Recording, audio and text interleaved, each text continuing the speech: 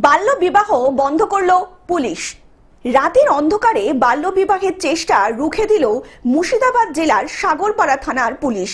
খয়রাবাড়ি সীতানগর এলাকায় এক নাবালিকা কন্যার সাথে এক সাবালক ছেলের বিয়ে দেওয়ার প্রস্তুতি চলছিল। পুলিশের একটি টিম ও এনজিওর একটি সংস্থার সহায়তায় সাগরপাড়ায় পৌঁছে এবং বিয়ে বন্ধ করে দেন সেই পুলিশ কর্মকর্তারা। পুলিশ ঘটনা থেকে নাবালিকা কন্যাকে নবনির্বাচিত জামাইবাবু সহ আরো দুজনকে আটক করে থানায় নিয়ে যায়। তিনজনের বিরুদ্ধেই ইতিমধ্যেই নির্দিষ্ট ধারায় মামলা রুজু করা হয়েছে। শুক্রবার বহরমপুর জেলা জজ আদালতে তাদেরকে তোলা হবে। পাশাপাশি নাবালিকা কন্যার নিরাপত্তার স্বার্থে বহরমপুরে পাঠানোর ব্যবস্থা করা হয়েছে পুলিশের তরফ থেকে। মুর্শিদাবাদ থেকে পার্থ মণ্ডলের রিপোর্ট, গ্লোব নিউজ।